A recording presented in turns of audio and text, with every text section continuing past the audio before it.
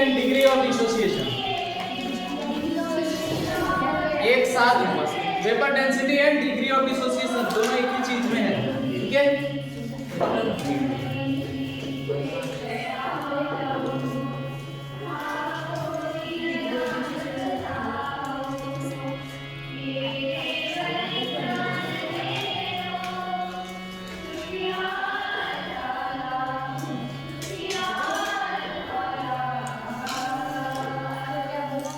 Vapor density and degree of dissociation.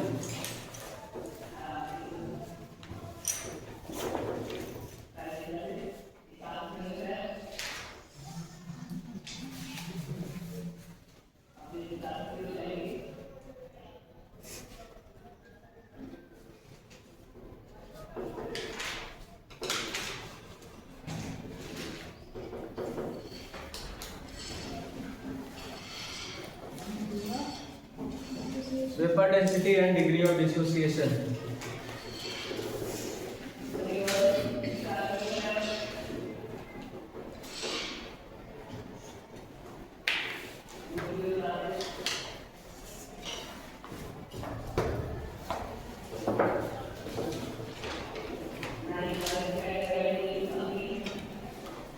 हो गया topic का नाम। तो देखो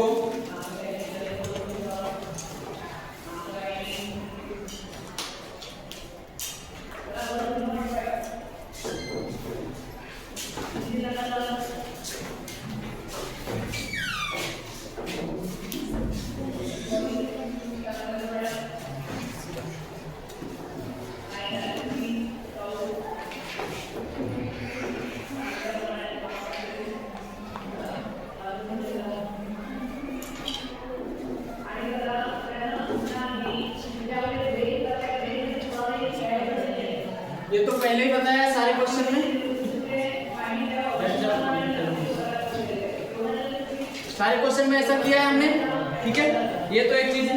अब देखो टोटल मोल्स अगर यहाँ पर निकाल लें हम, सिमिलरली टोटल मोल्स क्या हो जाएगा, A minus A alpha plus A alpha, ऐसा होगा क्या? क्या बचेगा टोटल? A बचेगा ना, तो ये आ जाएगा सिर्फ A, टोटल मोल्स A आ जाएंगे, ठीक है। लेकिन इसको आगे छोड़ देते हैं यहीं पर करके A प्लस, अच्छा इसको एक कर देते हैं एन बी कर देते हैं ना, तो क्या ये A अल्फा माइनस होकर एन A अल्फा हो जाएगा क्या, और यहाँ पर क्या हो जाएगा एन A अल्फा, ठीक है। जैसे एक मोल से दो मोल बनते हैं ना, ऐसे करके, तो n मोल से क्या हो जाएगा एन A अल्फा बन जाएगा, ठीक है, मल्टीप्लाई होता जाता है, ठीक है। n इसलिए लिखा है क्योंकि हमको वेपर डेंसिटी का जो फार्मूला लास्ट में आएगा उसमें n का जरूरत पड़ेगा, नंबर ऑफ मोल्स कितने हैं उसके जगह में। ये पहली बार ऐसा है इस चैप्टर में कि फार्मूला जो है ना पुट होगा, इससे पहले कितना भी करो फार्मूला कोई भी नहीं चलता, सब में किस तरीके से बनाना है यही बताया हुआ था, लेकिन ये चीज है। तो क्या करने का यहाँ पर A अल्फा क्या ये कॉमन आ सकता है क्या, यहाँ पर कॉमन आ जाएगा A अल्फा, तो क्या आएगा 1 प्लस n, ठीक है, ये आ जाएगा, ठीक है। इस इक्वेशन के बाद क्या कर सकते हैं अपन, फ्रॉम आइडियल गैस इक्वेशन क्या आ जाता है, Pv = nRT, ठीक है। देखो हम लोग जा रहे हैं वेपर डेंसिटी की तरफ, ठीक, वेपर डेंसिटी की तरफ जा रहे हैं। वेपर डेंसिटी में क्या आता है, मोलर मास अपॉन 2, याद रखो, ठीक है, मोलर मास अपॉन 2।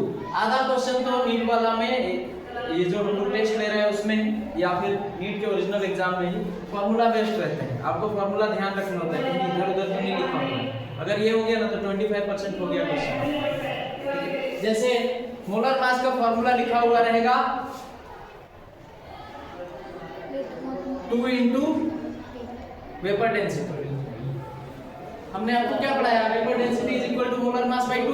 अब इसको मोलर मास का फार्मूला भी फॉर्म में लिखा हुआ रहता है, तो ये चीज अगर ध्यान दे दोगे तो 25% वैसे ही हो गए, 25% मतलब ठीक ठाक मार्क, ये ऐसे ही हो जाते हैं, ठीक है, इतना। अब देखो यहाँ पर मोलर मास के टर्म में लाना जरूरी है क्योंकि हमको वेपर डेंसिटी पढ़ना है, तो मोलर मास आता है नंबर ऑफ मोल्स, ठीक है। तो Pv इज इक्वल टू हो जाएगा weight upon molar mass R × T, ठीक है, तो उसके बाद क्या करेंगे, क्या मोलर मास निकाल सकते हैं यहाँ से, ठीक है, यहाँ से आ सकता है molar mass is equal to WRT upon V into P, ऐसा लिख सकते हैं क्या, ठीक है, यहाँ क्यों लिखा V into P into V क्यों नहीं, ठीक है, W बाय V आ रहा है, ठीक है, इसको क्या लिखेंगे, density, molar mass is equal to density RT upon P, कितना आ जाएगा क्या, मोलर मास, ठीक है। अब यहाँ पर होगा क्या कि vapour density is equal to molar mass by 2 और molar mass is equal to 2 into vapour density, और क्या हो जाएगा, मोलर मास की जगह में रख देंगे किसको, मोलर मास की जगह में rho RT upon P is equal to 2 V into D, VD vapour density, right. अब देखो तो यहाँ पर इसको क्या कर देंगे, वेपर डेंसिटी का इक्वेशन लिखेंगे रो RT अपॉन P, और फिर से हाँ ये हो जाएगा वेपर डेंसिटी का पहला फॉर्मूला। चलिए देखिए इसको,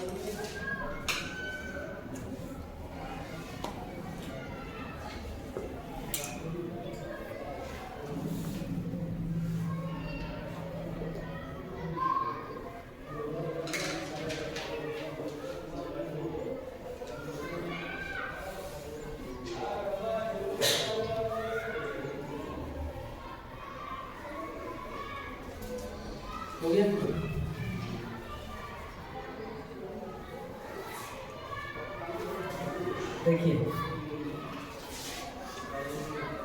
इसको लिख देते हैं डी और इसको स्मॉल डी, ठीक है। यहाँ तक समस्या नहीं होनी चाहिए। यहाँ सिंपली क्या लिया है, इनिशियल मोल्स और इक्विलिब्रियम पर मोल्स, एक एक स्टेप बस बढ़ाते जा रहे हैं। इतना सारा न्यूमेरिकल कर दिया, उसमें एन वगैरह हमने शामिल नहीं किया था। शामिल हमने हर बार किया था एक्चुअली, वो एन शामिल नहीं किया था, 2 3 4 तो शामिल किया था, है ना। 2a अल्फा तो लिखा ही था, 1 मोल से 3 मोल बनता है, 2 मोल से 3 मोल बनता है, ऐसा लिखा था।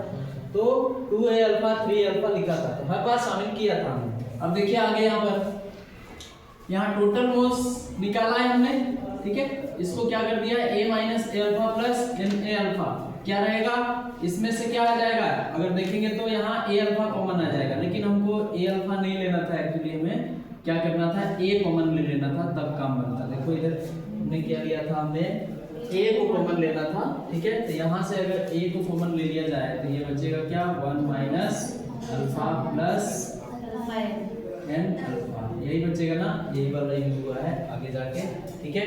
और उसके बाद तो क्या किया है हमने ना, यहाँ पर सीधा इसको a को कैंसिल करके ऐसा लिख दिया है, ठीक है। तो किया क्या था, देखो आइडियल गैस से गए हैं, डेंसिटी का फार्मूला ये वाला होता है Pm अपॉन RT, पढ़ा है ना कैसे statement, Pm upon RT density का फार्मूला, ठीक। इसी को क्या करते हैं, देखो यहाँ पर मोलर मास क्या है, डायरेक्टली मोलर मास है क्या है हमारे पास, किससे यहाँ पर देखो तो मोलर मास का फार्मूला आ गया डेंसिटी के फॉर्म में, ठीक। और वेपर डेंसिटी मोलर मास से ही रिलेटेड है डायरेक्ट, वो कॉन्सेप्ट में ये भी पढ़ा था ना, ठीक है। Molar mass by 2। अब क्या हो जाएगा, मोलर मास का फार्मूला हम अगर निकाल रहे हैं तो इक्वल कर सकते हैं क्या इससे, ठीक है। या फिर ये वाला वैल्यू को यहाँ पर रख दें तो भी तो हो सकता है ना, ठीक। अब देखिए molar mass is equal to 2 into vapour density निकाल लिया हमने, ठीक है। अब उसके बाद मोलर मास का फार्मूला को यहाँ पर रख दिया है, 2 into vapour density is equal to rho RT upon 2p, इतना आ गया। उसके बाद देखिए क्या करने का, फिर से यहाँ पर PV के जगह में क्या रख देंगे, PV is equal to nRT, किसके जगह पर रख दिया है, T के जगह पर रख दिया है, RT से RT कैंसिल हो जाएगा, ठीक है। B ऊपर चला जाएगा, क्या बचेगा यहाँ पर, row into b divided by 2n, क्या यहाँ दिख रहा है क्या आपको, क्या दिख रहा है, VD is equal to rho B upon 2n, यानी कि वेपर डेंसिटी इनवर्सली प्रोपोर्शनल है क्या, नंबर ऑफ मोल्स से इनवर्सली प्रोपोर्शनल है। यही वाला जो है ना, आपको किसी भी बुक में ये वाला नहीं मिलेगा कि vapour density direct inversely proportional है n से, ये डायरेक्ट मिलेगा ये वाला रिलेशन, यहाँ से डिराइव करके दे दे, ऐसा नहीं है, ठीक है। आप देखना ये डिराइव करके नहीं देता है, यहाँ से देता है, उसके बाद बोलता है ये अगर नंबर ऑफ मोल्स से इनवर्सली प्रोपोर्शनल है तो आगे ध्यान देना, यहाँ तक तो काम था ये मोल कॉन्सेप्ट तक का। अब आगे क्या है कि अगर ये इनवर्सली प्रोपोर्शनल है तो इनिशियल मोल्स जो होंगे वो इनिशियल वेपर डेंसिटी के इनवर्सली प्रोपोर्शनल होंगे ना, moles are inversely proportional to vapour density, यहाँ हमने प्रूव किया ना, ठीक है। तो इनिशियल में जो मोल्स होंगे वो इनिशियल के वेपर डेंसिटी के इनवर्सली प्रोपोर्शनल होंगे, और इक्विलिब्रियम पर जो मोल्स होंगे वो इक्विलिब्रियम के वेपर डेंसिटी के इनवर्सली प्रोपोर्शनल होंगे। बोलो समझता है इतना, ठीक है। ये टैक्टिकल बात है। अब देखो इक्विलिब्रियम में जो वेपर डेंसिटी था वो कितना था, इस तरीके का था, क्या निकाला था ना ये वाला, ठीक। उसके बाद यहाँ से कॉमन ले लिया है a को सब में से, यहाँ 2 टर्म में ध्यान देना, ये वाला टर्म और ये टर्म, ठीक है। यहाँ से a को कॉमन ले लिया है, इसमें से भी a को और इसमें से भी a को, यहाँ क्या बचेगा 1, और इन सब में क्या बचेगा, a को छोड़ के बाकी सब जो है वो वाला बचेगा। a नीचे सिर्फ a है तो a से a कैंसिल कर दो, ठीक है। बचा क्या 1 minus alpha plus alpha into n, ठीक है।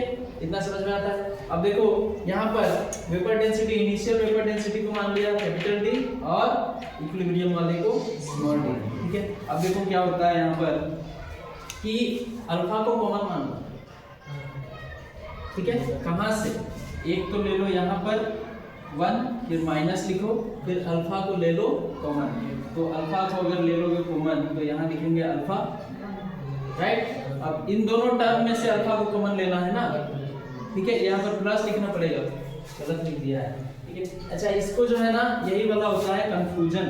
यहाँ एक लाइन और एक्स्ट्रा लिख देता हूँ तो आपको कंफ्यूजन होगा ही नहीं। मैं इसी लाइन को सिर्फ चेंज करके लिख रहा हूँ, कोई स्टेप नहीं कर रहा हूँ यहाँ पर कुछ काम। देखो 1 माइनस अल्फा की जगह में इसको बाद में लिखता हूँ माइनस अल्फा, पहले प्लस अल्फा एन को लिखता हूँ, ठीक है। Plus alpha n minus alpha.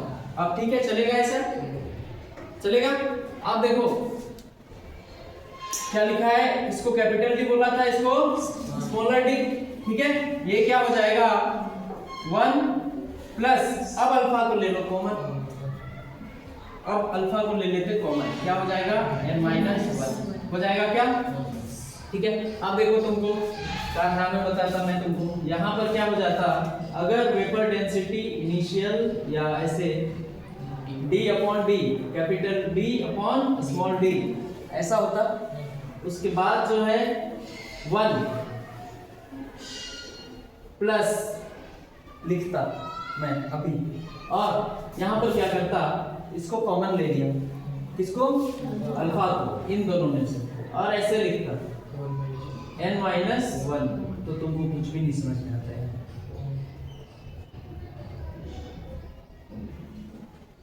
Minus में से प्लस अल्फा लिया है, इसको पहले लिखा है, इसको बाद में लिखा है, ठीक है। इसलिए ये वाला लाइन किया है, लेकिन यहाँ से समझ में आना चाहिए, यहाँ से डायरेक्ट ये वाला समझ में आना चाहिए। ऑब्वियस सी बात है, इन दोनों में से अल्फा को कॉमन लिया है और ये है माइनस में, तो माइनस तो कॉमन नहीं लिया है, तो कहाँ से ये प्लस में हो जाएगा, ठीक है। आपको ये प्लस में होने का उम्मीद रहता है, यहाँ से अगर डायरेक्ट कॉमन ले लो तो बहुत सारे चैप्टर्स में हुआ है, देख चुके हैं, इसीलिए ये स्टेप करने के बाद ही करें तो ज़्यादा बेटर है। 1 सेकंड लेट लगेगा, ठीक है। तो यहाँ से ये वाला कॉमन लेने में समझ में आता है, ठीक है। अब देखो जरा, हमें निकालना है alpha d divided by d, ठीक है। -1 ये वाले को इधर लेके आ गए, क्या हो जाएगा अल्फा इंटू n माइनस 1, ठीक है। और अल्फा इज इक्वल टू क्या हो जाएगा, क्या हो जाएगा, एक स्टेप और कर लोगे क्या, चलो इसको लिख लेते, इसी साइड लिख लेते, d minus d divided by d हो जाएगा क्या, अल्फा इज इक्वल टू क्या हो जाएगा,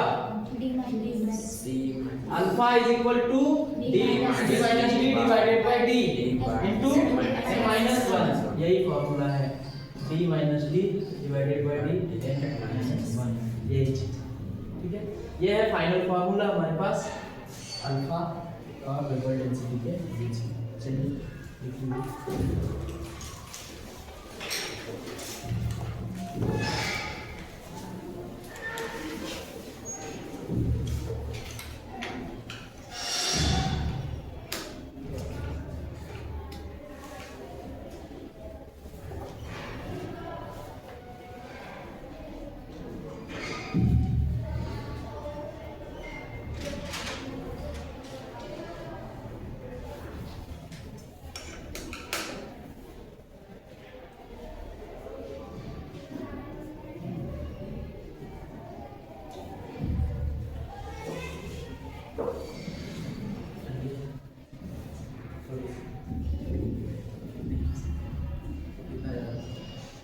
एक बोरा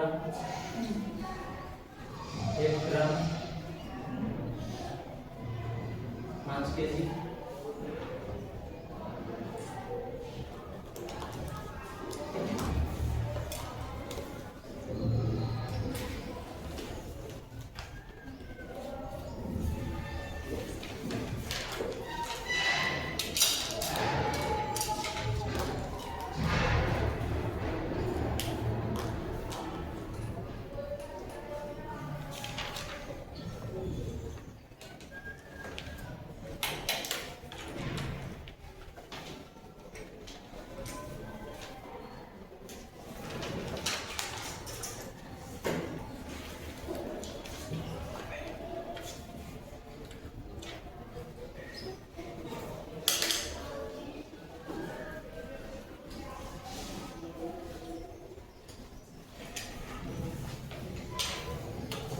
तो यहाँ टर्म क्या है कि इनपुट हुआ है बस वेपर डेंसिटी, है ना, और कुछ भी नहीं। बाकी सब चीज वैसे ही चलेगा फिर से रिएक्शन वो फार्मूला, लेकिन फर्स्ट टाइम जो अपेयर हुआ है उसको यूज करना पड़ेगा बाद, मतलब रिएक्शन में फार्मूला हमको यूज करना पड़ेगा वेपर डेंसिटी प्राप्त करने के लिए या डिग्री ऑफ डिसोसिएशन निकालने के लिए। मैं ये बोल रहा हूँ आपको कि ये वाला फॉर्मूला पहले तो देख लेना, ठीक है। दूसरा एक और टॉपिक जो है ना इसके साथ देख लेते, उसके बाद खत्म ही हो गया समझो चैप्टर, ठीक। देखिए gives free energy and gives free energy GIBBS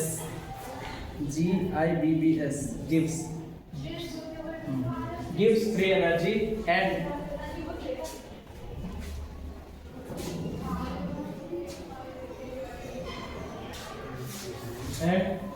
spontaneity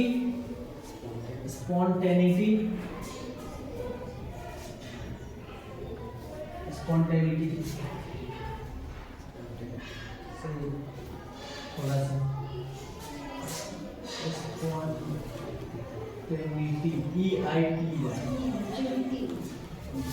spontaneity of the reaction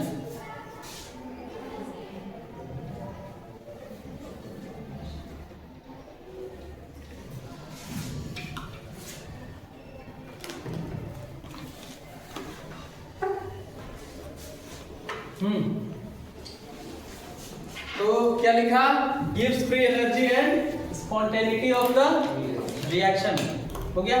अच्छा बताइए फ्री एनर्जी किसको कहते हैं, किसी को आइडिया है कुछ थोड़ा बहुत? फ्री एनर्जी रानू क्या होता है फ्री एनर्जी? फ्री एनर्जी किसको बोलेंगे बताइए?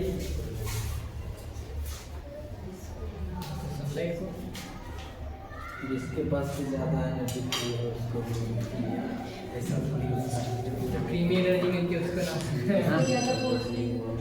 वाह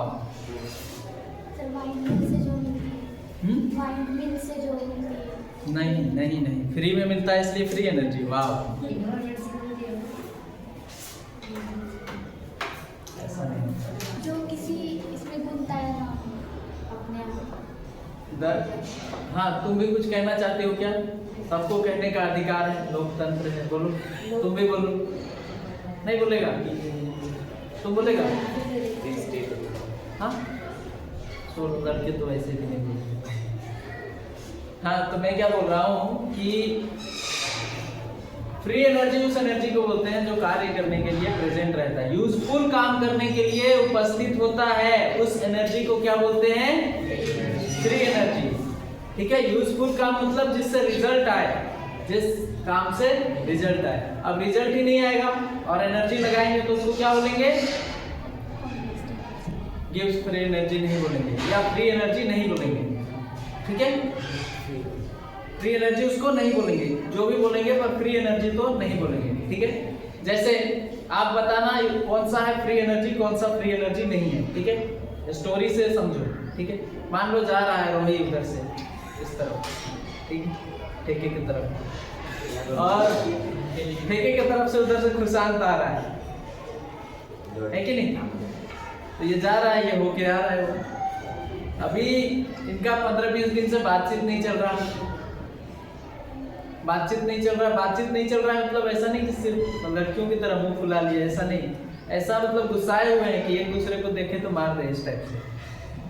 ठीक, अब दोनों एक दूसरे के अपोजिट एक जगह पर कहीं पर क्रॉस करेंगे, एक ही रास्ता है जाने का, तो क्रॉस करने के बाद क्या हो जाएगा कि दो तरीका हो सकता है, एक ये उसको ऐसे गाली देके पार हो जाए, तो क्या उसको कोई नुकसान हुआ क्या?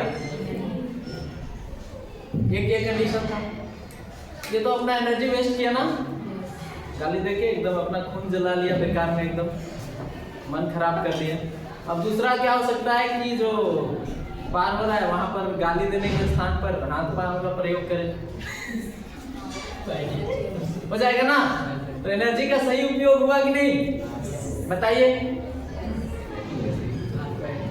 मतलब उसका रिजल्ट आ गया कि नहीं? ये क्या हो गया? Useful work. एनर्जी जो लगा वो यूजफुल वर्क करने में काम आया, उसको क्या बोलेंगे अपन? Free energy. सिंस इसको गिब्स नाम का आदमी ने दिया इसलिए बोलते हैं गिब्स फ्री एनर्जी। ठीक है, तो खाना बनाने के वक्त भी हम जो एनर्जी खाना तो पकाने में यूज होता है और उसको क्या बोलते हैं? Free energy. और सुनो बेटा, इधर सुनो, जो एनर्जी का वो हिस्सा जो खाना को पकाने में यूज होता है उसको क्या बोलते हैं? Free energy. और वो हिस्सा जो इन्वायरमेंट में चला जाता है और इन्वायरमेंट का क्या बढ़ाता है? इन्वायरमेंट का हीट को बढ़ा देता है।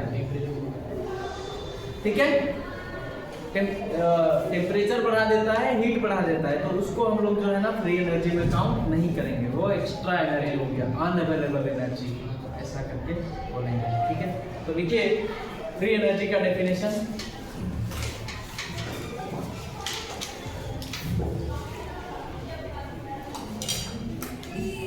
It is defined as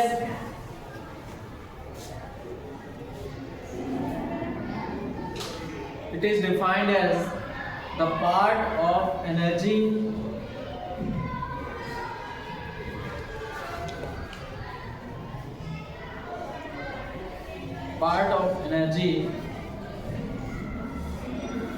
which is involved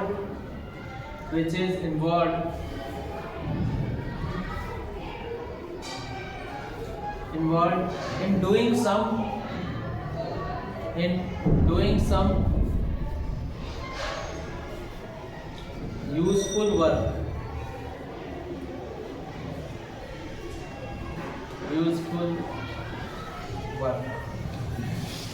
ठीक है, फुल स्टॉप।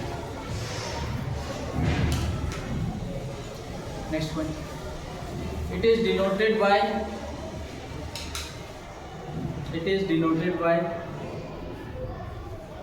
delta G,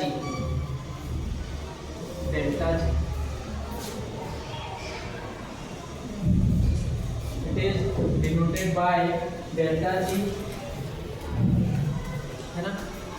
इसमें देखिए क्या होता है, फ्री एनर्जी में क्या करते हैं कि ये एक फ्री एनर्जी से पता चलता है कि हमने कितना एनर्जी दिया किसी वर्क को करने के लिए, और वो वर्क हुआ या नहीं हुआ। ठीक है, हुआ या नहीं हुआ, इसी को बोलते हैं हम लोग स्पॉन्टेनिटी। ठीक है, स्पॉन्टेनियस रिएक्शन और नॉन स्पॉन्टेनियस रिएक्शन। ठीक है, जितना भी अमाउंट ऑफ एनर्जी हम किसी को दे ले, किसी वर्क को दे ले, अगर वो हो जाता है ना, वो वर्क कोई सा भी वर्क, किसी बॉडी को मूव करना हो, खाना पकाना हो, कुछ भी करना हो, अगर हम एनर्जी देते हैं तो दो ही केस हो सकता है, जितना एनर्जी उसको रिक्वायर्ड है उतना एनर्जी दे देंगे तो वो वर्क होगा, और अगर उससे कम एनर्जी देंगे, जितना रिक्वायर्ड है उससे कम देंगे तो वर्क नहीं होगा। ये दो कंडीशन है। ठीक है, तो जब हमको क्या है ना यहाँ पर कि स्पॉन्टेनिटी लिखिए, स्पॉन्टेनियस रिएक्शन ऐसे लिखिए, स्पॉन्टेनियस रिएक्शन,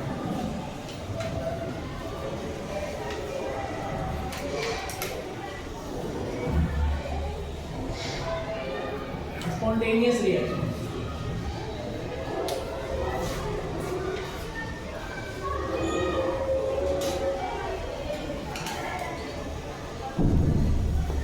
देखिए इसमें the chemical reactions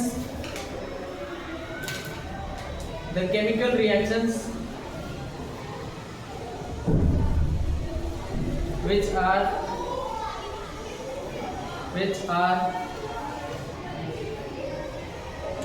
likely to happen likely L-I-K-E-L-Y likely to happen at given energy condition,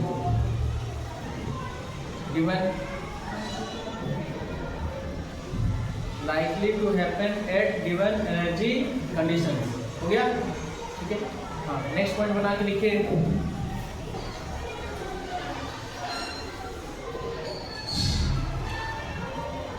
Gibbs free energy is denoted by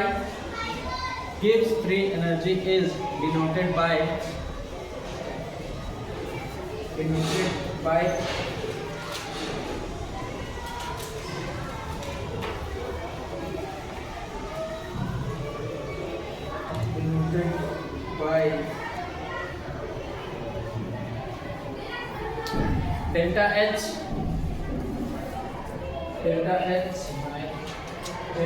हाँ बड़ा H, delta H minus T into delta S,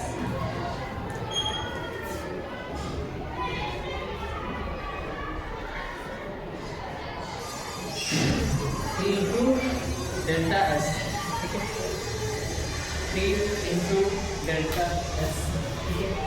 अब देखिए नीचे लिखिए,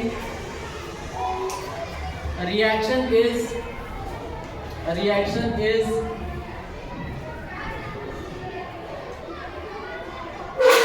said to be, a reaction is said to be spontaneous, said to be spontaneous if delta G is negative.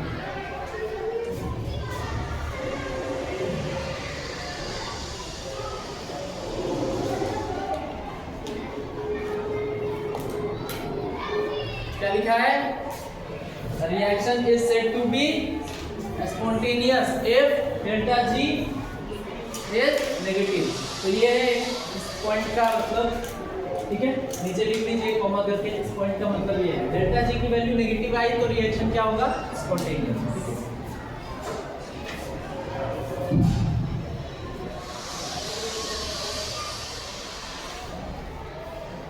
ठीक है, next point,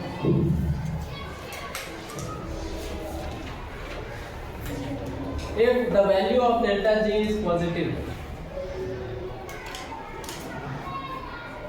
if the value of delta G is positive,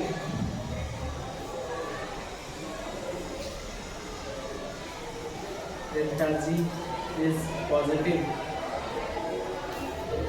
then reaction is non-spontaneous. Reaction is non-spontaneous.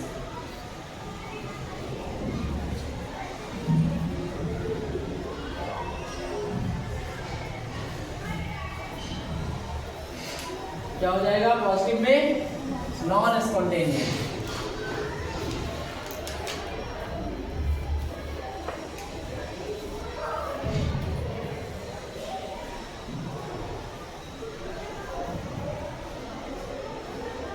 तीसरा क्या हो जाएगा? ये equal, क्या हो जाएगा? Delta G is equal to 0 if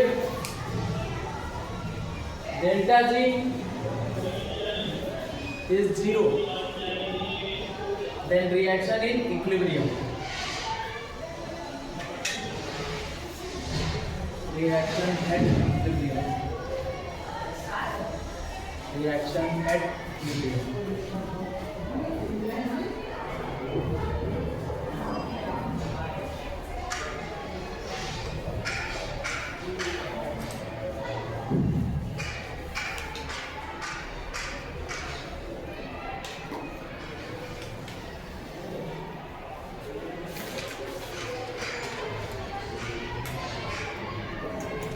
अब क्या है ना कि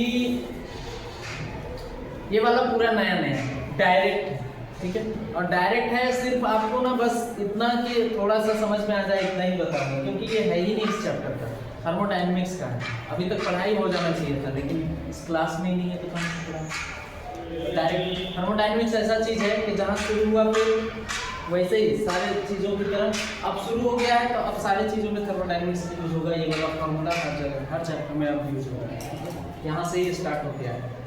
अब देखो यहाँ पर इसका मतलब डेल्टा जी का मतलब मैंने आपको बताया फ्री एनर्जी, वो एनर्जी जो किसी भी यूजफुल काम को करने के लिए यूज होता है उसको क्या बोलते हैं? Free energy. इसका वैल्यू अगर नेगेटिव आया तो रिएक्शन स्पॉन्टेनियस होगा, पॉजिटिव आया तो स्पॉन्टेनियस नहीं होगा, और जीरो आया तो रिएक्शन क्या है? इक्विलिब्रियम। अब स्पॉन्टेनियस और नॉन स्पॉन्टेनियस का मतलब क्या है? नहीं लिखवाया बेटा अभी। स्पॉन्टेनियस रिएक्शन लिखवाया है क्या? लिखवाया है। स्पॉन्टेनियस रिएक्शन का मतलब वो रिएक्शन जो होगा उसको बोलते हैं स्पॉन्टेनियस रिएक्शन। नॉन स्पॉन्टेनियस मतलब जो नहीं होगा, या फिर ऐसा भी लिखा, बहुत सारा भाषा में लिखा रहता है रिएक्शन का। ये इसका क्वेश्चन कैसे आएगा मैं बताता हूँ। Which of the following reaction is possible? Which of the following reaction is going to happen? इतना टेम्परेचर पर, इतना एंथैल्पी देने पर ये इससे रिएक्ट करेगा कि नहीं? इनमें से कौन सा रिएक्शन है जो पहले जंग लग जाएगा? पहले जंग लोहा में लगेगा कि कॉपर में लगेगा? तो जिसका जितना ज्यादा नेगेटिव उतना ज्यादा रिएक्शन होने की संभावना है। और अगर सबका नेगेटिव है तो सब रिएक्शन पॉसिबल है। अब सब रिएक्शन पॉसिबल है तो ज्यादा स्पीड से किसका होगा? ठीक है, ये चीज। अब ये एक है इलेक्ट्रिसिटी का है, अगर क्वेश्चन तो दिया हुआ रहेगा कि यहाँ से करंट पास होगा कि नहीं, इस रिएक्शन के थ्रू इलेक्ट्रिसिटी जनरेट होगी कि नहीं। तो वो रिएक्शन अगर होता है तो इलेक्ट्रिसिटी जनरेट होगी, नहीं होता है तो इलेक्ट्रिसिटी जनरेट नहीं होगी। होने के केस में डेल्टा जी की वैल्यू नेगेटिव में आएगी और नहीं होने के केस में पॉजिटिव में आएगी। इतना चीज ध्यान रखना है, ठीक है। ये तो हो गया डेल्टा जी की बात। अब बाकी है दो चीज। डेल्टा जी के साथ क्या आया है? डेल्टा एच और डेल्टा एस का। टी तो पता है टेम्परेचर होगा, ठीक है। डेल्टा एच का मतलब होता है चेंज इन एंथैल्पी, ठीक है। एंथैल्पी का मतलब हीट होता है, लेकिन हीट जब 1 मोल सब्सटेंस के लिए दिया जाए तो उसको बोलते हैं एंथैल्पी, ठीक है। लेकिन ये हमेशा चेंज इन एंथैल्पी में ही गिना जा सकता है, क्योंकि हीट कितना दिया ना वो एग्जैक्ट गिना नहीं जा सकता। किसी भी यंत्र से किसी भी चीज को एग्जैक्टली हीट कितना दिया वो नहीं गिना जा सकता। ऐसा गिना जा सकता है क्या? भूख कितनी लगी है, प्यास कितनी लगी है, हाँ कितना धूप लग रहा है, ऐसा जरूर गिना जा सकता है कि अभी धूप लग रही है थोड़ा सा, बाद में थोड़ा और ज्यादा लग रही है, तो मैं ये बोल सकता हूँ कि अभी से 2 गुना 2 घंटे के बाद लगेगी, ऐसा बोल सकते हैं ना। तो चेंज बोल सकते हैं, ठीक है। तो इनको बहुत डिटेल में जानना होता है इसको कि क्या है ये हमारे पास एंथैल्पी को क्यों नहीं गिना जा सकता, कैसा फंक्शन है, ये सब चीजें जो है ना थर्मोडायनेमिक्स में है डिटेल में, इसको बोलते हैं चेंज इन एंथैल्पी, ठीक है। इसका वैल्यू इस चैप्टर में डायरेक्ट दिया रहेगा, तो आप उसको डायरेक्ट रखेंगे, अपन बना के दिखा देंगे उसको क्वेश्चन। और डेल्टा एस बोलते हैं change in entropy, change in entropy, ठीक है। मैंने क्या बोला था आपको? यूजफुल एनर्जी और अनयूजफुल एनर्जी। यूजफुल नहीं है वो एनर्जी, ठीक है। तो जो यूजफुल एनर्जी है वो तो खाना पकाने का काम आ गया था। कभी चूल्हे में खाना पकाए हो क्या? चूल्हा बनाए, पिकनिक भी गए होंगे, जब चूल्हा पकाए, चूल्हा पकाए, इसमें गैस में ही खाली पकाते हैं, पकाते हैं, बनाते हुए देखे भी नहीं हो चूल्हे में, देखे है ना। तो जितना हीट लगता है पूरा का पूरा लगता है क्या उसको? बाहर भी तो निकलता है ना, बाहर निकलता है, ठीक है। तो वो हो गया क्या हमारे पास? अनयूजफुल एनर्जी, बेकार का एनर्जी। वो करता क्या है? एटमॉस्फेयर में जाता है, एटमॉस्फेयर का हीट बढ़ाता है, पर ऐसा तो रोज हो रहा है। तो उत्तरी और दक्षिणी गोलार्ध का वो क्यों नहीं पिघल रहा? बहुत कम है, हाँ बहुत कम होते होते तो रोज हो रहा है, हो रहा है ना। तो लगातार टेम्परेचर बढ़ रहा है ना इसका, पृथ्वी का। अरे बढ़ रहा है कि नहीं? मूवी में नहीं देखते क्या कि टेम्परेचर पृथ्वी का बढ़ रहा है धीरे धीरे करके, 1-1 डिग्री करके। पता चला कि इस बार का ठंडी 15 साल का रिकॉर्ड तोड़ दिया, इस बार का गर्मी 5000 साल का रिकॉर्ड तोड़ दिया। ऐसा सुनने में आता है ना? नहीं सुना है क्या ऐसा? पिछले साल का 10 साल का 12 साल का तोड़ा था ना गर्मी का रिकॉर्ड, ठीक है। तो ऐसा आता है हमको सुनने में। तो ये है हमारे पास, क्योंकि अंधाधुंध एनर्जी जो है ना हम लोग बना रहे हैं और खर्च कर रहे हैं, बहुत सारा एनर्जी। अभी 3-4 साल से क्या चल रहा है? रशिया यूक्रेन का युद्ध चल रहा है, अभी खत्म ही नहीं होता हमको। 3-4 साल से लड़ाई कर रहे हैं, युद्ध खत्म नहीं हो रहा है, प्रदूषण नहीं हो रहा है कुछ भी उसमें। हम तो मुर्गे वाला बम क्या जला दें, दुनिया का पूरा उत्तरी और दक्षिणी गोलार्ध मिल जाएगा। दिवाली पे ज्ञान देने वाले आ जाएंगे 4-5 2 पटाखे। कहने का मतलब यह है कि टेम्परेचर जो है ना बेकार में बढ़ता है, ठीक है, हमेशा बढ़ रहा है और वो जरूरी भी है बढ़ना, वरना खाना कैसे बनाएंगे, ठीक है। वो यूजफुल काम के लिए ज़्यादा बढ़ता है, वो युद्ध and these things are exceptional, वो अलग चीज़ है। पर खाना तो रोज बनता है, रोज रोज एंट्रोपी बढ़ती है, ठीक है। पर जितना एंट्रोपी बढ़ता है उसको जो है ना सोखने की क्षमता पृथ्वी में है, उससे कोई भी नुकसान नहीं होता। वो चीज़ डिटेल में हम दूसरे वाले चैप्टर में पढ़ेंगे। तो randomness which increases is called entropy. Randomness समझते हो? रैंडमनेस समझते हो? रैंडमनेस नहीं समझते? धूल है ना, ये बालू, वो वाला भी नहीं, जो रास्ते में जो पड़ा रहता है ना धूल, मिट्टी धूल, ऐसे करके उठा उसको, ऐसे ऐसे ही, तो वो जो ऐसे इधर इधर घूमेगा ना, उसको बोलते हैं रैंडमनेस। या पानी को गर्म करो तो पानी का गर्म करने पर उसके मॉलिक्यूल जो इधर उधर घूमते रहते हैं ना, उसको बोलते हैं रैंडमनेस। वैसे ही रैंडमनेस सारी चीजों का बढ़ रहा है। टेम्परेचर बढ़ाने से रैंडमनेस बढ़ता है, टेम्परेचर बढ़ाने से रैंडमनेस बढ़ता ही है, बढ़ेगा कि नहीं बताओ? रैंडमनेस मतलब समझे? समझना था। देखो क्या करते हम लोग, ऐसे ही फेंक दोगे ना, पानी को भी फेंक दो इधर उधर चला जाएगा, कोई डायरेक्शन नहीं है।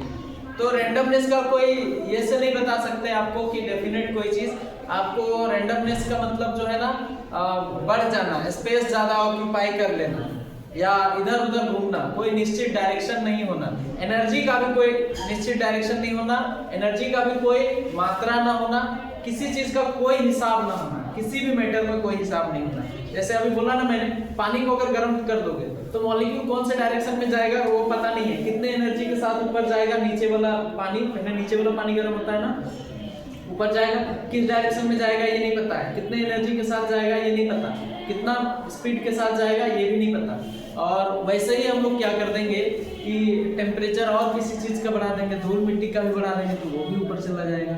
जो साइलेंसर से जो धुआं निकलता है वो वाला जो है जमीन को क्या करता है, रोड को, उसका धूल को उड़ा देता है, वो किधर जाता है वो नहीं पता, वो सब है रैंडमनेस। तो पृथ्वी में रैंडमनेस बढ़ रहा है, धूल बढ़ रहा है, ठीक है, टेम्परेचर बढ़ रहा है, ये सब बढ़ रहा है, इसको बोलते हैं डेल्टा एस, ठीक है। तो डेल्टा एच, डेल्टा एस और डेल्टा जी ये हमने आपको बता दिया, ठीक है। अब इन सब का वैल्यू को रख के delta G is equal to delta H minus T into delta S, इन सब का वैल्यू जब रखेंगे तो इसकी वैल्यू अगर नेगेटिव आई तो रिएक्शन होगा,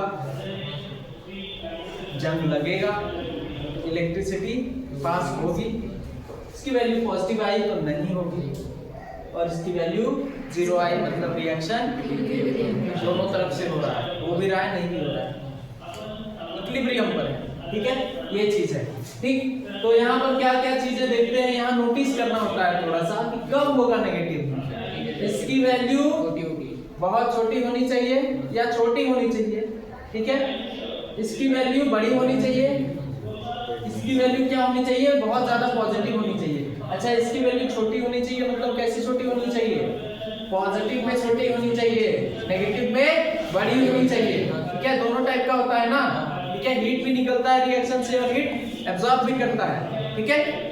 तो क्या हो जाएगा, जैसे क्या करते हैं हम लोग, चीनी को अगर पानी में डाल दोगे तो वो जो है घुलेगा, बहुत अच्छी बात है, लेकिन अगर टेम्परेचर अगर ज्यादा दे दोगे तो वो क्या होगा, जल्दी घुल जाएगा, मतलब टेम्परेचर एब्जॉर्ब करने पर रिएक्शन फास्ट होता है, तो वो क्या हुआ, हीट को एब्जॉर्ब करने वाला रिएक्शन है, हाई टेम्परेचर पर जल्दी होता है, मतलब इंडोथर्मिक है, समझ में आया। अब AgCl देखा है, उसमें से हीट निकलता है, AgCl में पानी में डाल दोगे ना तो अपने आप जो है गिलास ठंडा हो जाएगा, मैंने पहले ही बताया ये चीज, ठीक है। सिल्वर क्लोराइड व्हाइट व्हाइट है, पूरा ग्लूकोज की तरह व्हाइट रहता है, ठीक है, जाके खाना में उधर है नीचे लैब में, तो वहां पर पानी में डाल दोगे तो थोड़ी देर बाद देखोगे कि गिलास जो है ना ठंडा हो गया, 1-2 मिनट में गिलास ठंडा हो जाएगा, ग्लास का पानी ठंडा हो जाता है और थोड़ा थोड़ा नीचे घुलता है, थोड़ा थोड़ा नहीं घुलता है, थोड़ा कोवलेंट नेचर भी उसमें होता है, तो अच्छे से नहीं घुलता है सिल्वर क्लोराइड। अब वो नहीं घुलता है, वो ठंडा हो जाता है, मतलब हीट वहाँ से रिलीज हुआ है, हीट रिलीज हुआ है। अब वो टेम्परेचर हाँ क्या बोला बेटा, हाँ वो हीट रिलीज हुआ है तो कौन सा रिएक्शन हो गया, एक्सोथर्मिक रिएक्शन हो गया। एक्सोथर्मिक रिएक्शन में हीट खुद रिलीज करता है, उसको चाहिए नहीं, वो कम टेम्परेचर पर ही कर देगा, अच्छा हो जाएगा। लेकिन अगर उसका टेम्परेचर बढ़ा दिए ना तो रिएक्शन होगा नहीं, वो जो खुला हुआ था ना वो वापस से क्या हो जाएगा, क्रिस्टलाइन फॉर्म में हो जाएगा और अपोजिट रिएक्शन हो जाएगा। जो खुला हुआ था वो सेपरेट हो जाएगा। समझ में आया बात? तो जो रिएक्शन जैसा है उसको वैसा कंडीशन में रहना मांगता है, ठीक है। पहला वाला रिएक्शन जो बताया चीनी वाला, वो ज़्यादा टेम्परेचर पर अच्छा से हो रहा है, उसको अगर कम टेम्परेचर दोगे तो वो क्रिस्टलाइन हो जाएगा सॉलिड फॉर्म में और नहीं होगा रिएक्शन। चीनी को एकदम पूरा एकदम -10 डिग्री सेल्सियस में वो घुलेगा क्या, नहीं घुलेगा ना, तो हाई टेम्परेचर पर घुल रहा था, उल्टा किया हमने, लो टेम्परेचर किया, क्या वो घुल रहा है, क्या उल्टा क्रिस्टलाइजेशन हो जा रहा है, रिएक्शन नहीं हो रहा है। इसी तरीके से क्या बोला मैंने आपको, कम टेम्परेचर पर होता है HCl सॉल्युबल पानी में। अब अगर उसको क्या कर दिया, ज्यादा टेम्परेचर कर दिया था तो जो घुल रहा था ना थोड़ा बहुत, वो भी नहीं घुलेगा, वो नीचे बैठ जाएगा। तो जो रिएक्शन जैसा होता है कम टेम्परेचर पे होता है तो कम टेम्परेचर ही फेवर करता है, और ज्यादा टेम्परेचर होगा तो ज्यादा टेम्परेचर पर ही होगा, फेवर करेगा, ठीक है। तो यहाँ पर देखिए इसका वैल्यू, अगर हीट निकलता है एक्सोथर्मिक में तो नेगेटिव में है, याद रखना ये पॉइंट पर कि which type of reaction that is, जैसे C+O2 gives CO2 और delta H is equal to दिया हुआ है -44। The type of reaction is decomposition, redox reaction, exothermic, endothermic है। वहां पर बहुत सारे क्वेश्चन इसीलिए बता रहा हूँ, ठीक है। डायरेक्ट क्वेश्चन ऐसे करके है तो यहाँ माइनस में करके, तो माइनस में रहा तो एक्सोथर्मिक, डेल्टा H माइनस में रहा तो एक्सोथर्मिक, अगर पॉजिटिव में रहा तो एंडोथर्मिक, ठीक है। ये चीज हुआ, दो चीज यहाँ इसके थ्रू हो गए, यहाँ से क्वेश्चन, यहाँ से दो चीज हो गए, क्या स्पॉन्टेनियस और नॉन स्पॉन्टेनियस। अब देखिए यहाँ पर ये वाला का वैल्यू, नेगेटिव वैल्यू जो है ना ज्यादा से ज्यादा हो, और अगर पॉजिटिव वैल्यू हो तो कम से कम हो, ठीक है। टेम्परेचर ज्यादा से ज्यादा हो और रैंडमनेस ज्यादा से ज्यादा हो, ठीक है। ऑब्वियस सी बात है, ज्यादा ज्यादा घूम रहा है इसका मतलब उसको क्या हो रहा है, वो रिएक्शन फास्ट हो रहा है, तभी तो किसी चीज को मेल्ट करते हैं तो जल्दी जल्दी मूव करता है ना वो, तो एंट्रोपी बढ़ जाता है, तो ज्यादा घूम रहा है इसका मतलब। तो ये कंडीशन हम अलग अलग कंडीशन लगाएंगे, जैसे टेम्परेचर भी अगर माइनस में रहेगा ना तो ये वाला वैल्यू जो है माइनस माइनस पॉजिटिव हो जाएगा, तो भी ये पॉजिटिव वैल्यू आ सकता है, मतलब रिएक्शन नहीं होगा। तो जैसे वैल्यू जैसा जैसा रहेगा उसके हिसाब से इंटरप्रेट करेंगे हम लोग डेल्टा H का वैल्यू, ठीक है। तो यहाँ तक लिख लिया है आपने, आगे लिखिए ऑल्सो, ये फॉर्मूला लिख लिया है ना, छोड़ दे क्या, हाँ sir.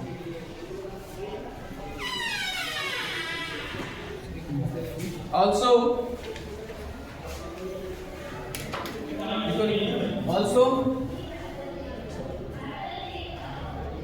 delta G is equal to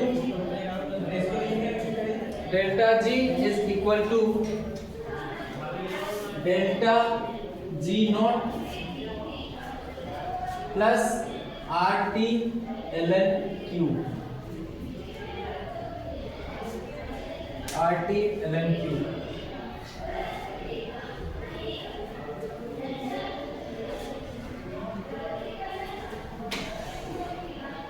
क्या बोलो, ये सब डेरिवेशन है पर डायरेक्ट लिख पा रहे हैं, दूसरा चैप्टर, ठीक है। डेल्टा जी का फॉर्मूला और क्या है, ठीक है। हम लोग तो इक्विलिब्रियम पढ़ रहे हैं ना, लेकिन तो इक्विलिब्रियम पर डेल्टा जी की वैल्यू क्या होती है, डेल्टा जी की वैल्यू 0 होती है, और Q की वैल्यू क्या होती है, चलो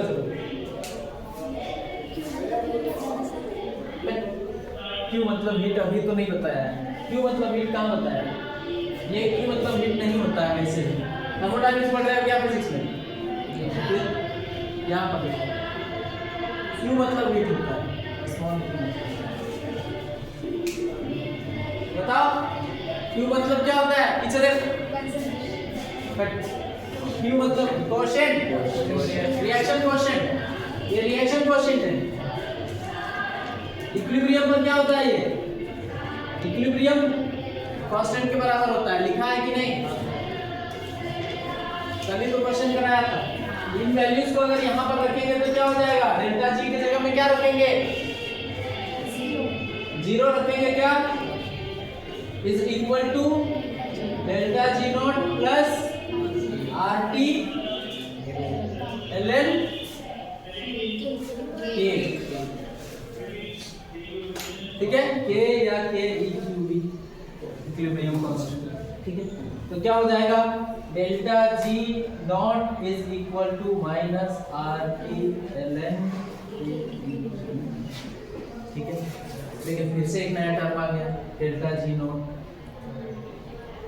इसको बोलते हैं स्टैंडर्ड गिव फ्री एनर्जी। क्या standard gives free energy, standard gives, अरे क्या गिव्स फ्री एनर्जी, ठीक है। अच्छा स्टैंडर्ड का मतलब तो पता है ना, स्टैंडर्ड मीन्स व्हाट, बोलो। अरे हर चैप्टर में बता रहा हूँ ना, कम से कम एक बार तो बोलता हूँ ना। स्टैंडर्ड मतलब स्टैंडर्ड टेम्परेचर प्रेशर मतलब 0 डिग्री सेल्सियस और 1 atm ना, तो इसको बोलेंगे gives free energy, gives free energy at STP standard temperature pressure, या फिर 0 degree Celsius at 0 degree Celsius at 1 atm, इसको क्या बोलेंगे, gives free energy at 0 degree Celsius and 1 atm is called standard gives free energy, ठीक है, ये चीज है। चलिए छापिए इसको।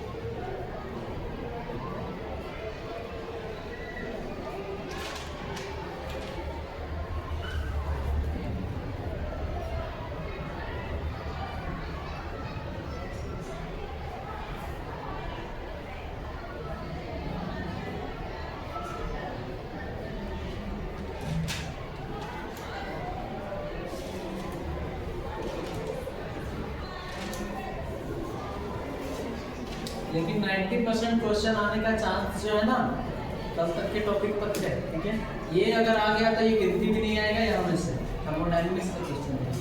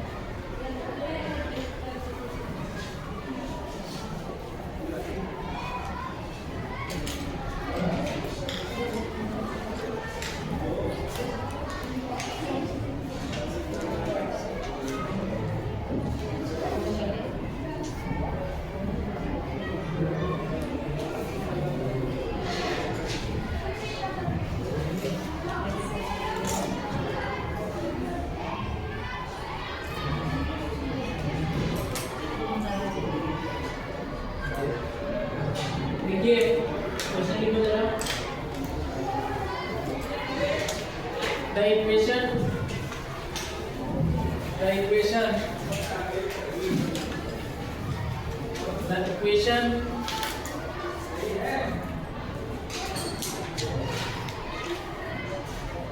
Alpha is equal to D minus T, क्या है फिर n minus one into D, यही है ना, is perfectly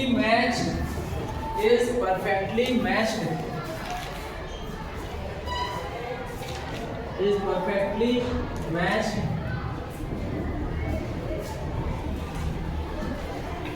for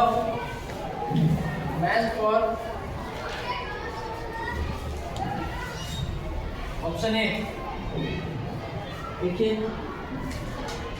A gas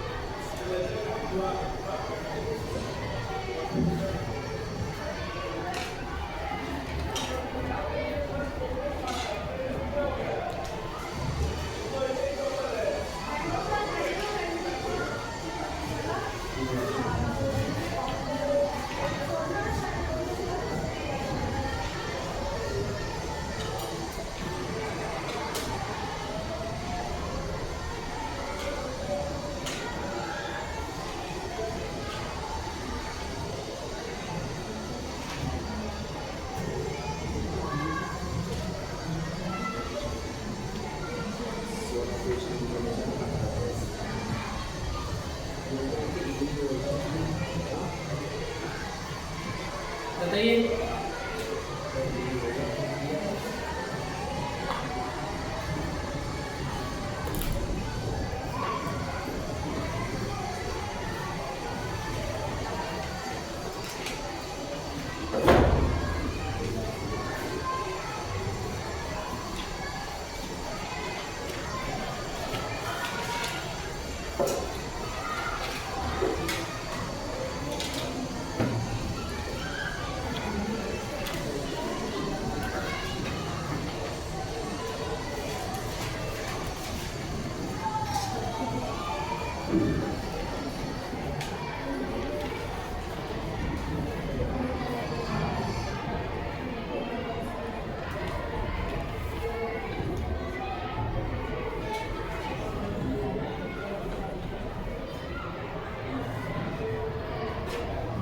बता दिया, बता रहे, बताओ आंसर। पहला जो दिया था ना, A gives B, NB बनाया था ना, वहां देखो कितने मोल्स है, N मोल्स है ना, क्या देखना है, तो B है ना, मोल्स कितने होने चाहिए, N होना चाहिए ना मोल्स। N मोल कैसे होगा प्रोडक्ट का, देखो तो n/2 प्लस n/3 कितना हो गया 5n/6 हो गया क्या 4 आता है 2 और 1 3n/4 यहाँ इसको करोगे तो आएगा 3n/4 यहाँ पर नंबर ऑफ मोल्स आएंगे टोटल प्रोडक्ट के कितने पता है 3n/4 यहाँ पर आएंगे कितने आएंगे 5n/6 यहाँ पर आते हैं एक और यहाँ पर सिर्फ क्या 1 है क्या रुक जाओ यहाँ पर कितने रुक जाओ ऐसे ही है क्या वहाँ पे तो यहाँ पर तो कुछ भी होगा n तो नहीं है एक और n/2 1 प्लस n/2 इतने है ना तो बताओ तो इसमें किसी में n मोल्स है क्या ये इक्वेशन निकाला था किसके लिए राइट साइड में कितने नंबर ऑफ मोल्स हैं n मोल्स आप देख लो इसी में एलसीएम 3 2n + 1n 3n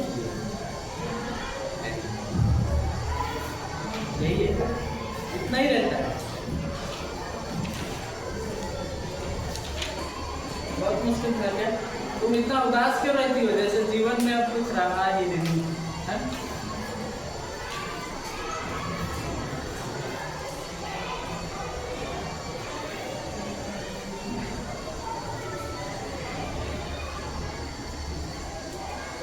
काय जी समझे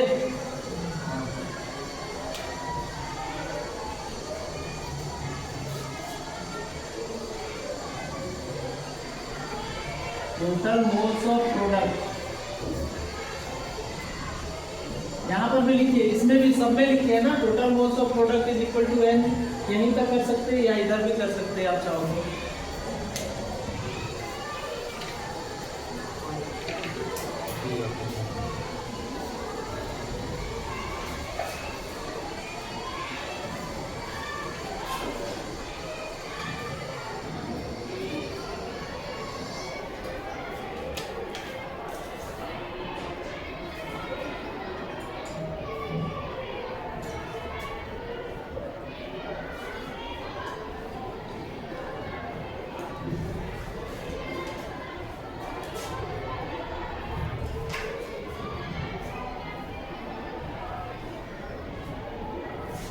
क्वेश्चन नंबर 13 ये कितना क्वेश्चन नंबर था क्वेश्चन नंबर 11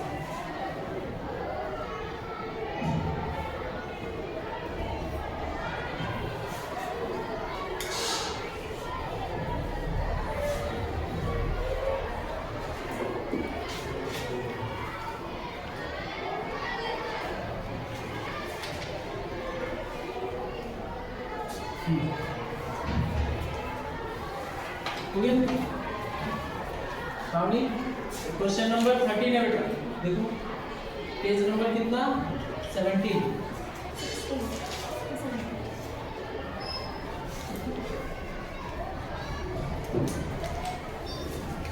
सुबह लेट से उठे हो क्या तभी लग रहा है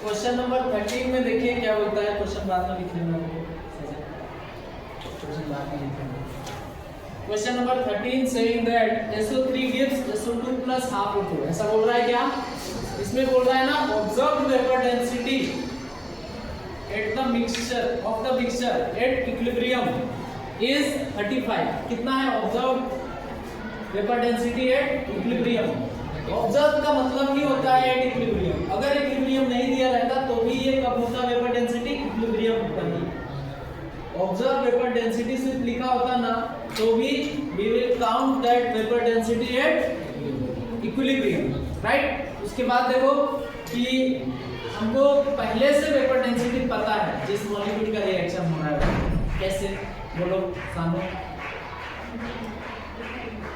बोलो मास भाई 2 कर देंगे कि नहीं तो पहले से उसका पता है एक तो वेपर डेंसिटी पता है हमको कैपिटल D की वैल्यू पता है स्मॉल d की वैल्यू पता करने का होता है या निकालने का रहता है तो यहाँ पर d दिया हुआ है कितना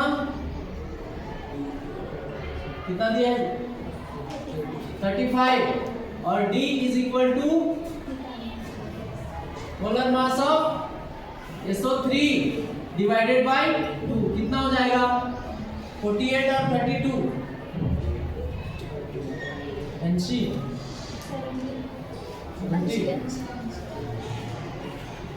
डिवाइडेड बाय 2 कितना आ गया 40 ये दोनों आ गया ना क्या निकालने का है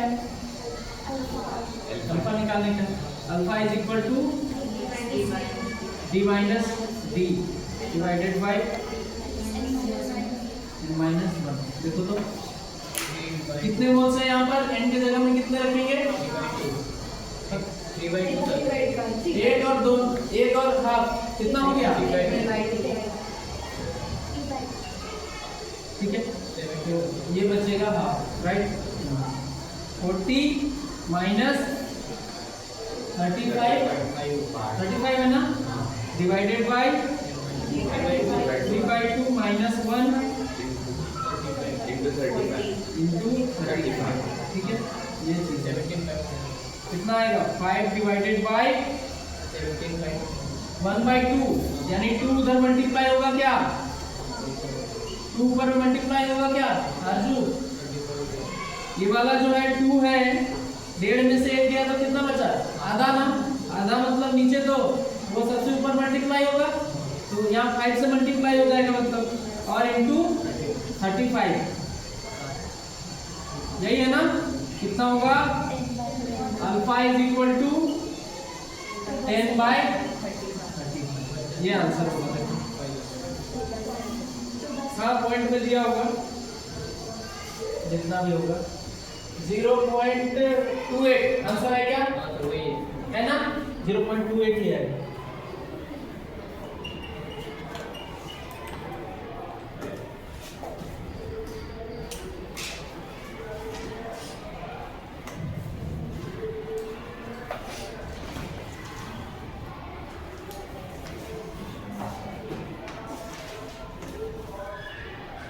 ठीक 10 बजे बता देना चाहिए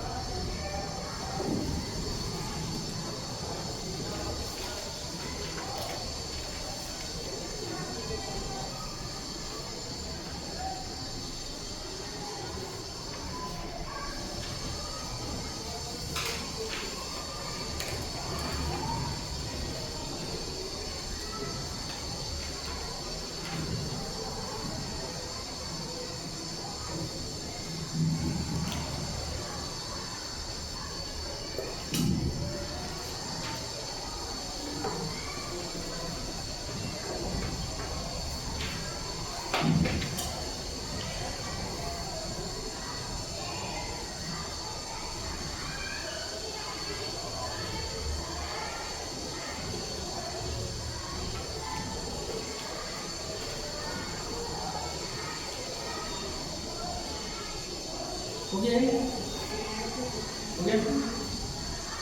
लिखिए which of the following is correct statement which of the following is correct statement for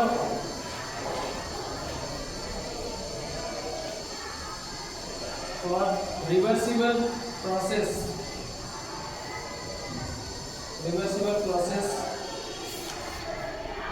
in equilibrium state.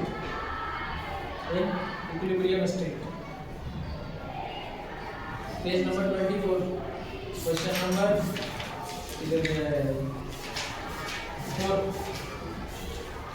पहला वाला 4 कौन सा सही होगा बताइए?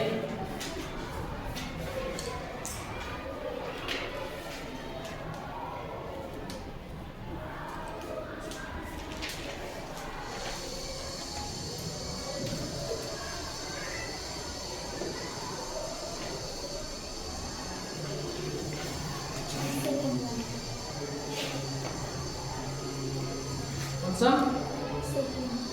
सेकंड वाला?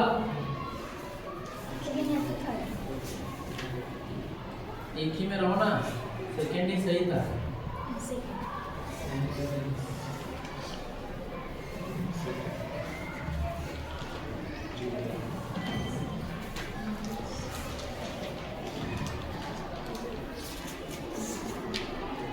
श्वेता, सेकंड का है कि नहीं ये बताओ? नहीं है। इक्वेशन लिखवाया है क्या? Delta G is equal to delta G not plus इसका सॉल्यूशन यही है R T L N Q at equilibrium. क्या है हमारे पास?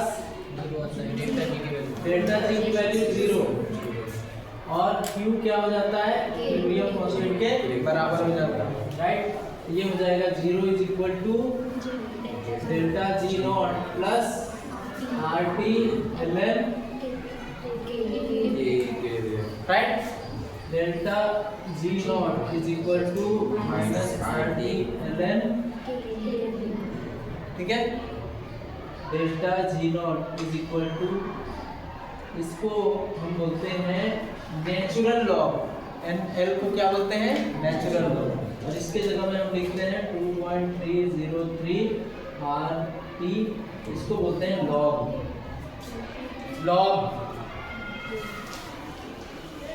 लॉग ये भी लॉग है, ये भी लॉग है, ठीक है? ये ई वाला लॉग, लॉग ई की पावर लॉग ई के इक्विलिब्रियम, ये कौन है? ln, natural log. और ये वाला क्या है ना? लॉग बेस 10, ये जानते हो? ये पढ़ा है कि नहीं? पढ़े हो? पढ़ा? कर काम पढ़ लिया वैसे, खाली केमिस्ट्री में ही यूज है तुम लोग को। फिजिक्स में है ही नहीं, कुछ फिर भी पढ़ा दिया। चलो अच्छी बात है, चलिए लिख लीजिए।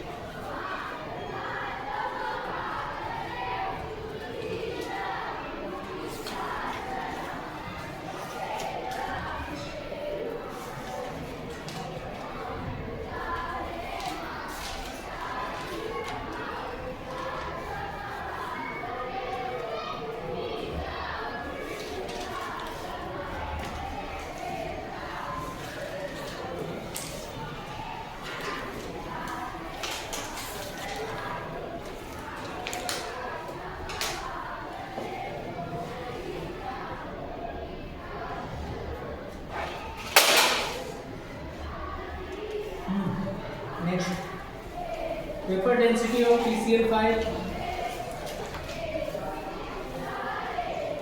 Paper density of PCl5 is 104.16. 104.16.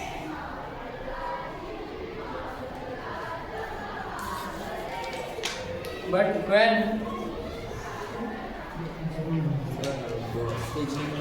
Page number है 21.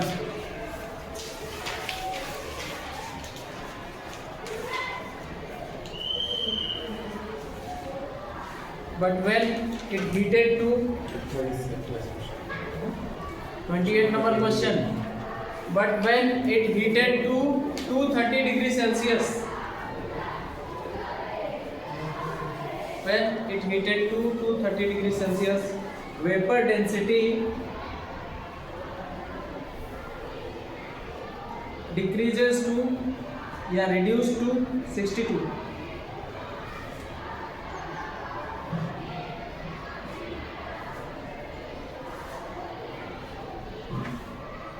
Vapor density decreases to 62.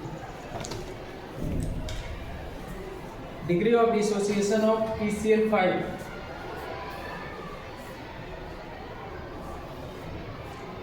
At this temperature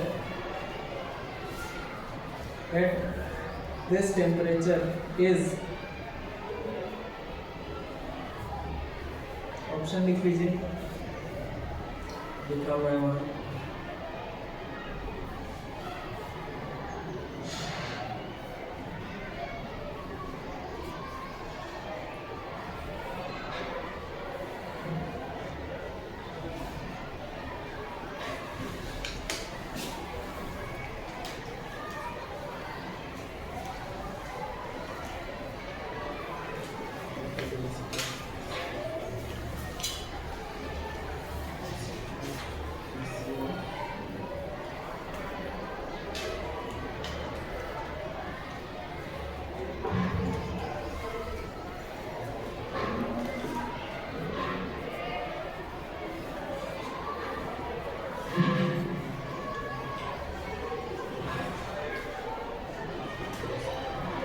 कितना है देखो तो, डायरेक्ट रखो. PCl5 डिसोसिएट होके क्या बनता है? PCl3 plus Cl2. लिखिए, इक्वेशन लिखिए पहले, जितना आता है पहले उतना लिखिए. PCl5 gives PCl3 plus Cl2.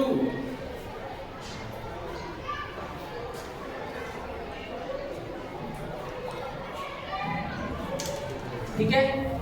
अब देखो यहाँ पर n की वैल्यू निकालो. n की वैल्यू कितनी है? 2. n is equal to 2. Product के मोल्स कितने हैं? 2. निकाल लिए. अब देखो तो PCl5 का मोलर मास निकालो.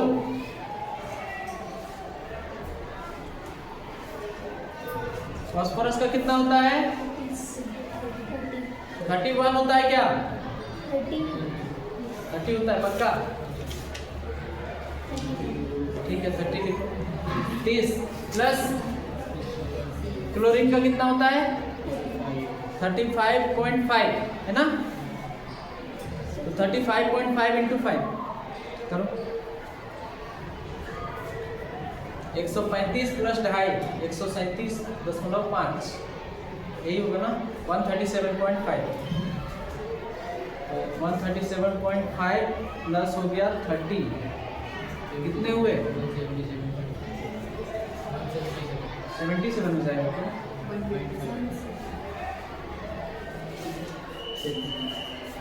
35 इंटू 5 ये हो गया 135 प्लस 2.5 137.5 प्लस 30 कितने होंगे जी?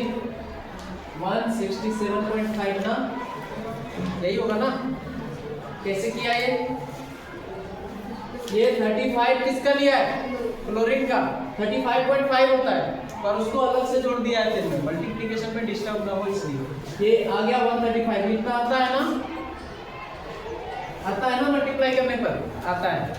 ठीक है, प्लस 2.5 ये आ गया हमारे पास 137 और फास्फोरस का कितना 30, कितना आ जाएगा टोटल 167.5 आ जाएगा क्या? ठीक है, ये है मोलर मास। अब देखो तो इसका आप क्या निकालेंगे, वेपर डेंसिटी निकालेंगे तो कितना आ जाएगा? 22.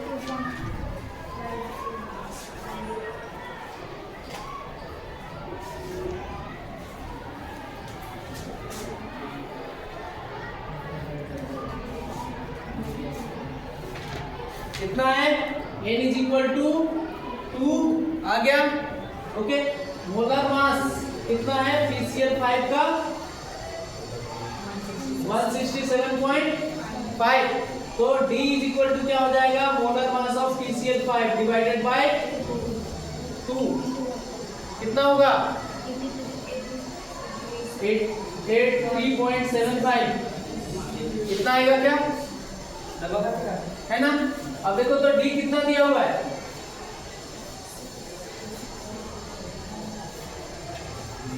अरे वेपर डेंसिटी कितना दिया हुआ है क्वेश्चन में 104.16 कितना है ना, कम होगा कम हो या ज्यादा हो हमें क्या मतलब, देखते हैं ना करके। अब फॉर्मूला रख सकते हैं क्या,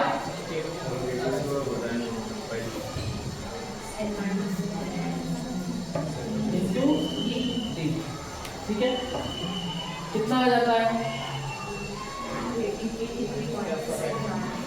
104 नहीं उल्टा लिख दिया क्या 83.75 माइनस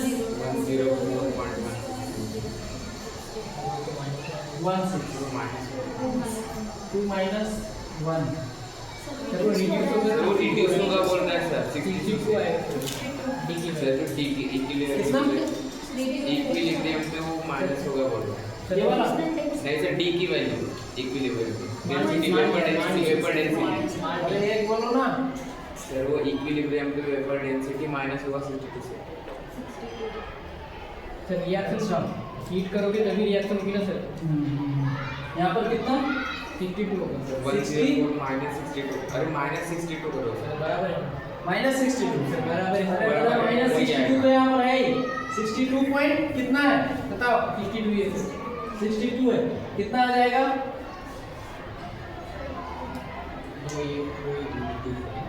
कितना आ जाएगा ये डी कट करना 21.75 डिवाइडेड बाय 1 क्या यहाँ पर 10% है आंसर सर डी आएगी मल्टीप्लाई करना हाँ? नीचे 62 में से डिवाइड मल्टीप्लाई कर दो सर नीचे में डिवाइड अच्छा 62 से मल्टीप्लाई किया ना 62 से मल्टीप्लाई ये आता है 21.75 डिवाइडेड बाय 62 21.75 डिवाइडेड बाय 62 ठीक है ये आ जाएगा लगभग 2-3 टाइम्स यानी कि 30% के आसपास ऐसा है कुछ सर आंसर कितना है 68 दे रहे हैं 68 आंसर सर इंटू 100 कर दो इंटू 100 तो कर रहे हैं तो उसमें 1 से भी करोगे तो 100 तो करेंगे यहाँ पर ये कितना आ जाएगा इसको करने से 3 से स्टार्ट हो रहा है ना कितना हो रहा है 3 से स्टार्ट हो रहा है कितना नंबर क्वेश्चन था ये 28 28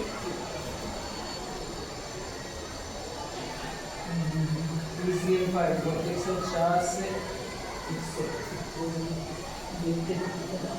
104 क्या आ जाता है यहाँ पर 40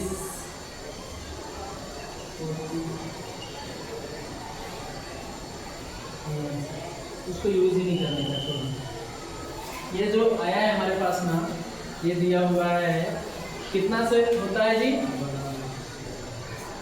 रिड्यूस होके कितना हो जाता है ये 62 और ये जो दिया हुआ है ना ये पहला वाला ही दिया हुआ है हम लोग निकालते हैं यहाँ पर जो ये ऑलरेडी कितना दिया हुआ है 106.16 आता कितना है उससे मतलब यहाँ ना दोनों वेपर डेंसिटी दिया हुआ है पहले वाला और इक्विलिब्रियम वाला ठीक है तो हम लोग वो टेंशन नहीं है कि हम लोग क्या निकालेंगे वेपर डेंसिटी ठीक है लेकिन दिया हुआ रहेगा हमेशा छोटा वाला और बड़ा वाला क्या करने का रहता है हमको अपने से मोलर मास से 2 डिवाइड करने का रहता है। इसमें दिया ये अच्छी बात है, पर ये नहीं होता है वेपर डेंसिटी अगर निकालोगे। कितना निकलेंगे, अब इसको कर देंगे यहाँ पर ना वैल्यू 104 से कितना में डिक्रीज हो रहा है ये 62.14 में, ठीक। इसको कर दोगे ये आ जाएगा आंसर, जो कितना आ रहा है 68% ना, 68% ये आ जाएगा, ठीक है। कितना आता है 42/62, ठीक है। पॉइंट में इधर और ज्यादा आएगा वैसे तो, और कुछ आएगा, पर यहीं पर से कर दोगे ना तो ये आ जाएगा 0.68 के आसपास। जो आंसर है ना 62 या 68 वही आ जाएगा, ठीक है। देखो 6 6 36 आता है ना, 36 आता है, इसलिए आ जाएगा। चलिए देख लीजिए।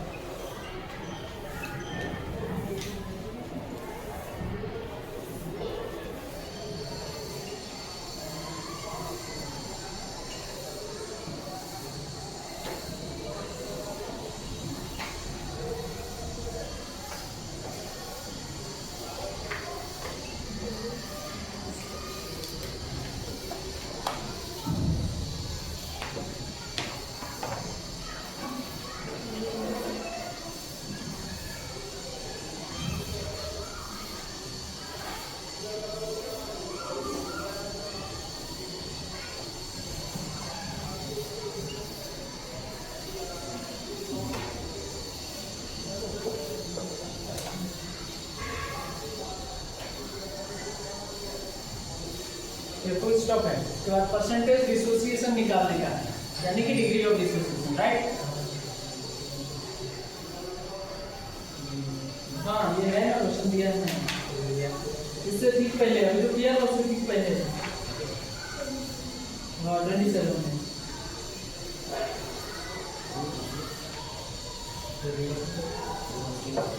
अब देखो यहाँ पर एक ही वेपर डेंसिटी दिया है ना, एक तो निकालना पड़ेगा, या फिर निकालो।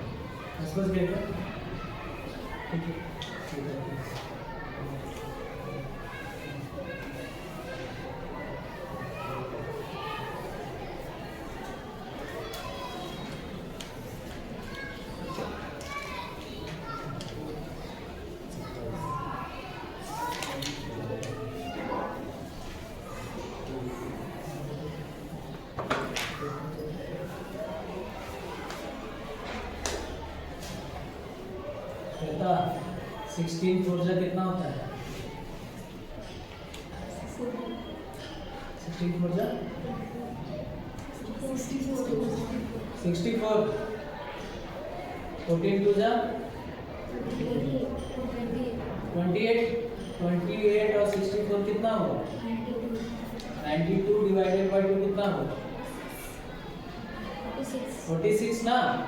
तो इसका वेपर डेंसिटी कितना हो गया?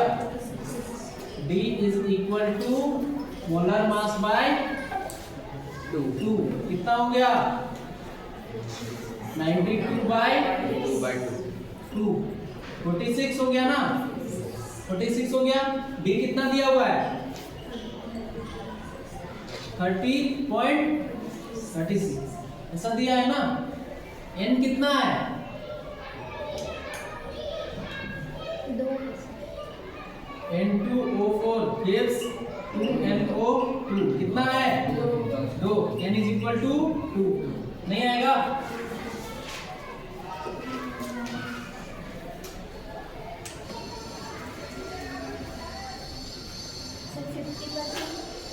अब कितना है? मैंने क्या बनाया है?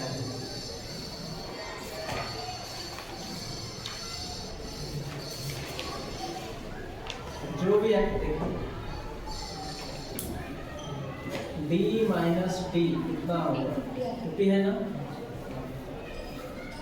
16 डिवाइडेड बाय 30 50 आ जाएगा।